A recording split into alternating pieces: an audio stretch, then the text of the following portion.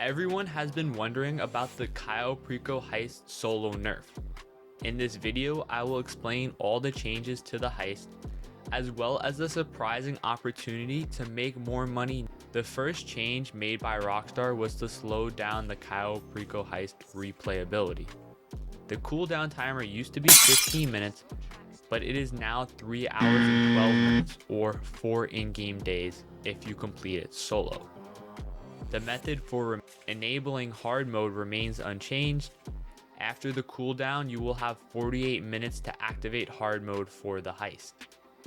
If you decide to begin a heist immediately following this cooldown, your chances of receiving a good primary target are reduced. You'll have a 60% chance of getting tequila, a 15% chance of getting the ruby necklace or the bearer bonds, and a 10% chance of getting the pink diamond. Now this may sound discouraging, but all the secondary targets will receive a buff depending on your primary target. If your primary target is the tequila, which it most likely will be because the tequila has a 60% pick rate, your secondary target's value will increase by 20%. If your primary target is the ruby necklace, the secondary target's value will increase by 10%. If your primary target is the bearer bonds, the secondary target's value will increase by 5%. And if your primary target is the pink diamond, the secondary target values will remain the same. This increase in secondary target value only occurs if you choose not to wait 72 hours before beginning a new Cayo Perico heist.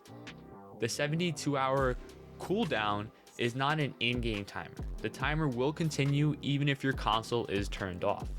The good news about waiting 72 hours is that you don't get the tequila as your primary target for the heist.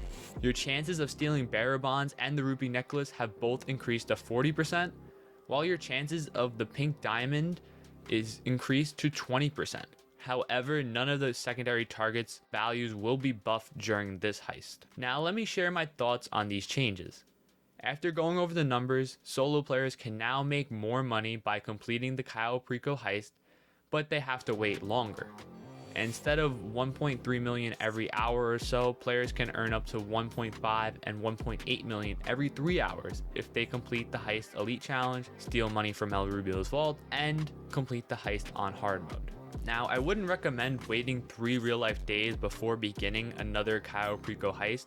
You'll lose the opportunity to make more money than if you just did the heist frequently with a less valuable primary target. Also, waiting 3 in-game days also prevents you from activating hard mode for your heist. Bypass all these new changes on the Cayo Perico heist. You could just do all the heist prep solo, and then when you start up the heist, you invite some random to do it with you, give them 15%, and the Cayo Perico heist will remain the same for everyone. You won't have to wait 3 hours to start it up because you would have done it with another player, and you wouldn't have to wait 3 in-game days for a chance of receiving a better primary target. But I understand sometimes you can't get someone to play with you or you don't want to rand. I still think this change is good for the game because it requires players to do other things in GTA Online instead of just spamming the Cayo Perico heist, buying a really expensive car, and then spamming it again. Thank you all for watching. This is BearManGaming making a new GTA Online business guides and signing off.